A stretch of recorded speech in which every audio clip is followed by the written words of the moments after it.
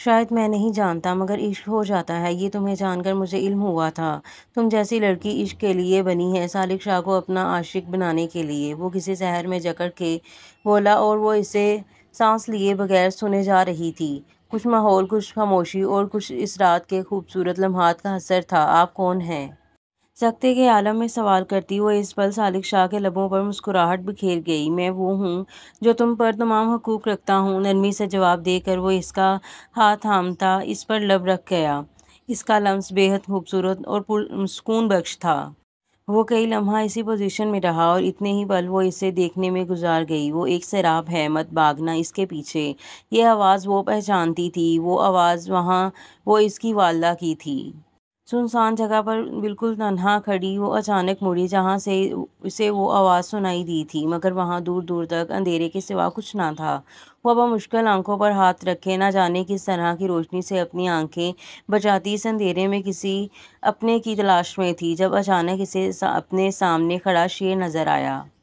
وہ اس کی جانب ہی دیکھ رہا تھا، مگر آنکھیں وہ اس قدر اجنبی تھیں کہ پارسا کو اپنے قدم اٹھانا سب سے مشکل عمل لگا۔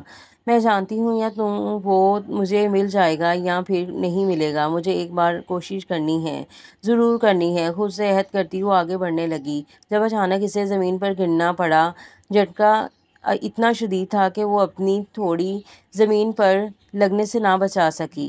منظر اچانک بدلا، پھولوں کے باغوں کے درمیان گری وہ شنجیروں میں بندھی ایک جگہ قید تھی۔ شیر اب اس کے سامنے نہ تھا۔ اس کی تلاش میں یہاں سے وہاں نظریں دوڑاتی وہ اچانک اپنی آنکھیں کھول کر بند کرنی پڑیں۔ اس کا سر شیر کی گود میں تھا اور شیر اسے خوبصورت باغ میں لے کر بیٹھا، محبت بھری نظروں سے تکتا، بالوں میں نرمی سے انگلیاں پھیر رہا تھا۔ پارسا کا دل چاہا یہ لمحہ، یہ وقت، یہ سب تھم جائے اور وہ شیر کی آنکھوں کے یہ جلے دیپ یوں ہی ساری عمر دیکھتے ہوئے گزار دے، مگر کچھ خواب شاید خواب ہی رہ جاتے ہیں۔ وہ اچانک اسے جھٹکے سے اس حسین خواب سے اٹھ بیٹھی۔ سردی کے موسم میں بھی پیشانی پر پسینے کے قطرے موجود تھے۔ لحاف خود پر سے ہٹا کر وہ ہوش میں لوٹی تو یاد آیا وہ اس کمرے میں کب آئی یا شیر اسے لایا تھا۔ اگر ہاں تو کیا وہ اس وقت اپنے کمرے میں ہوگا؟ یہی سوچتے ہوئے وہ اٹھ کھڑی ہوئی، کمرے سے باہر نکل کے شیر کے کمرے کی جانب نگاہ ڈالی تو سکون سا جیسے سینے میں اترا۔ اس کے کمرے کی لائٹ آن تھی۔ کچن کی جانب جا کر کافی کے لیے 2 مگ نکال کر وہ گہرا سانس بھر کے کافی بنانے لگی۔ شیر کی کچھ ہی عادتیں تھیں جو صرف حویلی میں اس کے ہی علم میں تھیں، باقی سب کا دھیان تو اس پر کبھی گیا ہی نہیں، اور وہ بھی بس یوں ہی بے دھیانی میں اس کے کام کر جاتی تھی۔ ایسی کیا چیز ہے جس پر تمہارا دھیان ہٹ نہیں رہا؟ سالک شاہ کے گال سہلانے اور سوال کرنے پر وہ اپنی سوچوں کے بھنور سے لوٹی۔ انسان کبھی کبھی کتنا مجبور ہو جاتا ہے نا۔ سامنے کی جانب سے آسمان میں چمکتے ستاروں کو دیکھتی ہوئی وہ سالک سے بولی جبکہ اس نے اسے دیکھا نہ تھا۔ میں سمجھ سکتا ہوں گل۔ گردن میں ہاتھ ڈال کر اس کا رخ اپنی جانب کرتے وہ اسے باور کروانے لگا، جبکہ وہ مسکرا کر رہ گئی۔ اس کی پہلی سی مسکراہٹ نے گہرائی سے سالک شاہ کے دل پر وار کیا۔ نہیں، اس کسی کا درد، کسی کی فیلنگ کوئی نہیں سمجھ سکتا۔ ہاں شاید کوئی بہت قریبی آپ کو چاہنے والا محسوس کر سکتا ہے، مگر سمجھتا کوئی نہیں ہے۔ آپ بھی نہیں، آپ سمجھ نہیں سکتے۔ سمجھ سکتے تو دنیا میں کاش کا ایجاد ہی نہ ہوتا۔ اسی گریپ سے نکلتی وہ اٹھ کھڑی ہوئی، جبکہ اس کے یوں دور ہو جانے پر وہ آنکھوں میں صد مہری لیے اس کے ساتھ ہی اٹھ کھڑا ہوا۔ اگلے ہی پل کھڑے ہوتے ہی سالک نے گل کو مضبوطی سے اپنی جانب کھینچ کر اپنے لفظوں میں ایک ایک لفظ میں سختی شامل کی۔ اگر سالک شاہ گل سے کچھ کہے تو گل کو اس پر یقین کر لینا چاہیے۔ سالک شاہ بلا وجہ یا ہوا میں تیر چلانے والوں میں سے نہیں، اتنا جان لو تمہارے ذہن میں چلنے والی بات سے بھی میں واقف ہوتا ہوں۔ گل سالک شاہ ایک ایک لفظ پر زور دے کر بولتا وہ اسے باور کروا گیا کہ اس کی سوچ سالک شاہ کے معاملے میں اب بھی غلط تھی۔ شاید وہ چاہ کر بھی سالک شاہ کو اچھا نہیں جان پا رہی تھی، نہ جانے ایسا کیا تھا۔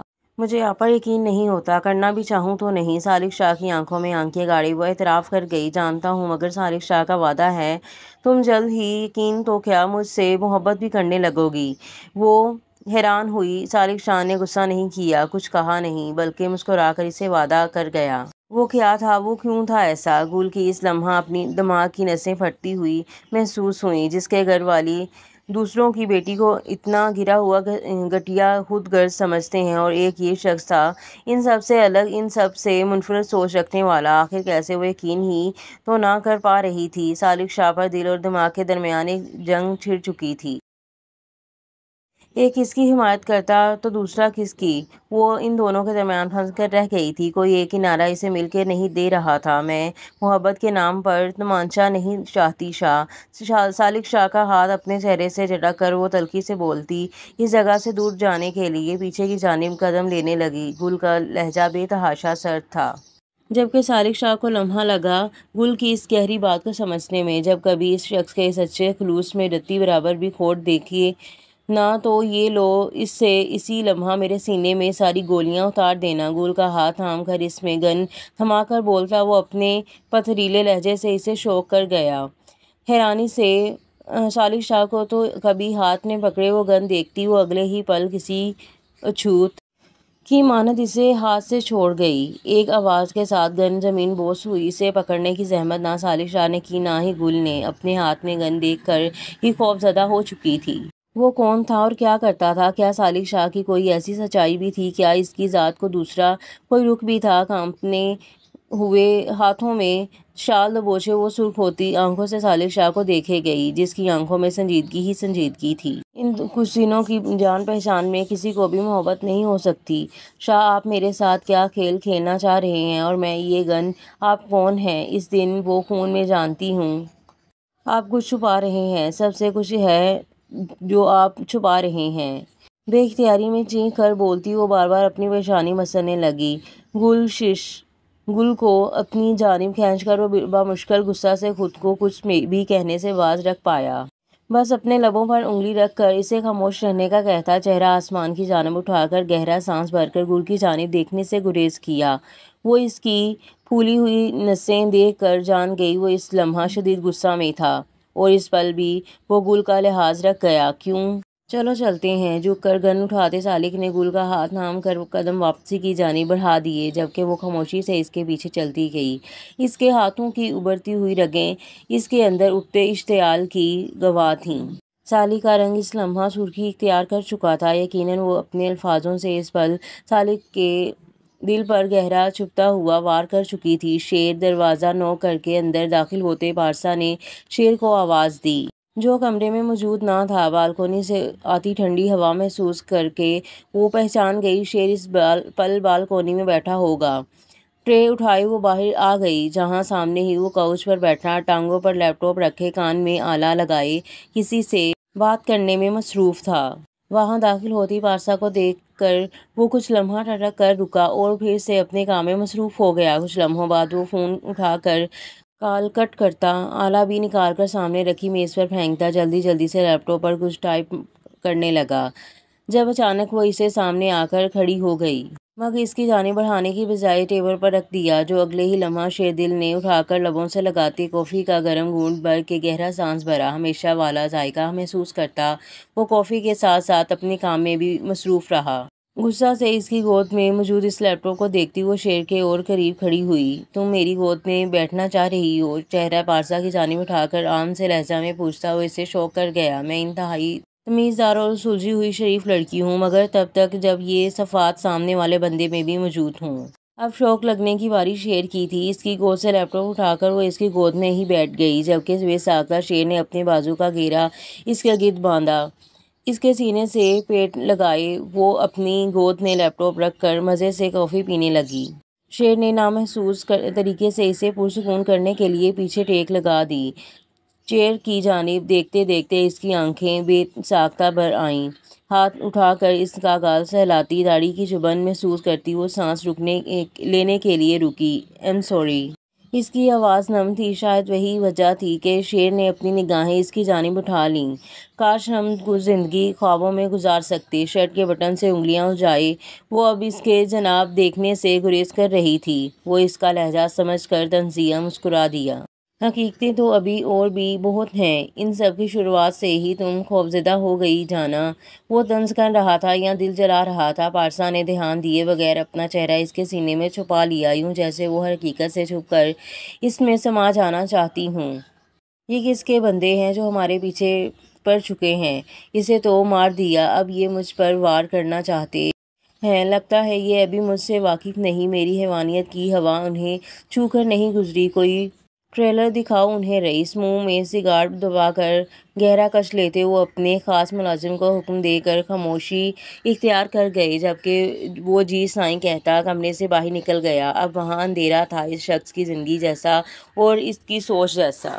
تم جانتے بوجھتے مجھ پر ہاتھ ڈال رہے ہو، جو بھی ہو تم، میرے راستے میں آنے والے کنکر کو ہٹانا مجھے بہت خوب آتا ہے۔ دعا ہوا کے سپرد کرتے وہ ہاتھ میں پکڑے اس کاغذ کے ٹکڑے کو دیکھتے ہی دیکھتے اپنے ہاتھ میں بری طرح دبوچ کر اسے یوں خراب کر گئے جیسے وہ لکھنے والا شخص اس لمحہ ان کے سامنے ہو۔ آنکھوں میں غصہ سے بھری سرخی لیے وہ کئی سگار سلگا کر ختم کر چکا تھا، مگر غصہ تھا کہ کسی طور کم ہونے کو نہ آ رہا تھا۔ ایک ہفتہ میں انہیں کہاں کہاں سے منہ کی کھانی پڑی تھی۔ اندھیرے میں اس لمحہ اس دعا میں شخص کا عجیب سا عکس بنتا محسوس ہوا۔ وہ اچانک اٹھ کھڑے ہوئے، یوں جیسے اس شخص سے نفرت جتائی گئی ہو۔ بہت جلد تمہارے وجود کا چیپٹر کلوز ہوگا، اپنی شناخت چھپا کر تم کیا سمجھتے ہو مجھ سے چھپ جاؤ گے؟ دونوں نام بدل لینے سے تمہاری زندگیاں نہیں بدل جائیں گی۔ الماری کی جانب بڑھ کر حرام مشروب کی بوتل نکالتے ساتھ وہ منہ سے لگا گئے۔ آنکھوں کی سرخی بڑھنے کے ساتھ نشہ دماغ پر گہرا گہرا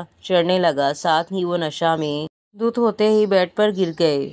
آنکھوں کے سامنے ایک عکس لہرایا اور وہ اسی لمحہ وہ بوتل چھوڑتے غنودگی میں جانے لگے۔ عکس مدھم ہو رہا تھا اور نیند ذہن پر حاوی۔ شاہ کو کار میں ہی بیٹھے دیکھ وہ حویلی کے اندر جانے سے پہلے مڑ کر اسے پکارتی کچھ قدم واپس اس کی جانب لے آئی۔ اندر جاؤ، مجھے کچھ کام ہے، ہو سکتا ہے لیٹ ہو جاؤں۔ سنجیدگی سے سامنے دیکھ کر جواب دیتے صادق شاہ نے جواب مکمل کرتے ہی کار حویلی کے باہر کی جانب دوڑا دی، جبکہ وہ جاتی ہوئی کار کو کتنے ہی لمحے آنکھوں سے اوجھل ہونے تک تکتی رہی۔ وہ اسے ہرٹ نہیں کرنا چاہتی تھی، مگر وہ اپنے زہر خند الفاظ سے اسے ہرٹ کر جاتی تھی۔ ہاں، اس کا اندر بدل جاتا تھا جب وہ تھک جاتی تھی، جب اس کا دل دکھا ہوتا تھا۔ وہ کیا کرتی عجیب سی حقیقتوں سے زندگی نے روشن کروایا تھا کہ اتنا جلدی ان سب کو سمجھ پانا اس کے لیے آسان قطعی نہیں تھا۔ سوچوں میں گم وہ اندر داخل ہوئی، وہیں سامنے ہی صادق شاہ کی بہن کھڑی فون پر کچھ کرنے میں مگن تھی۔ گل کو آتے دیکھ چونکی اور پھر اگلے ہی پل مسکراہٹ چہرے پر سجائے وہ گل کے قریب چلی آئی۔ کہاں گئی تھی تم؟ گل کے ساتھ ساتھ چلتی وہ اچانک پوچھ بیٹھی، جب اچانک اپنے پاس کھڑی شیزا کی آواز سن کر وہ سوچوں کے محور سے باہر نکلی۔ ہاں، آپ نے کچھ کہا؟ چونک کر سوال کرتی وہ چلتے چلتے اب رک کر اس کے سامنے کھڑی تھی۔ ہاں، میں نے کہا کہاں گئی تھی؟ بائی کے ساتھ۔ شیزا کا لہجہ نارمل اور نرم تھا۔ گل مسکرا کر گہرا سانس بھر گئی۔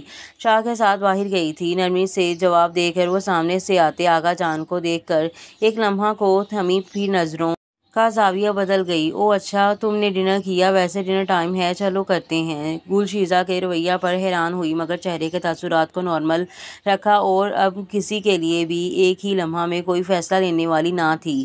ہو سکتا تھا وہ جیسی بن رہی تھی وہ ویسی ہو۔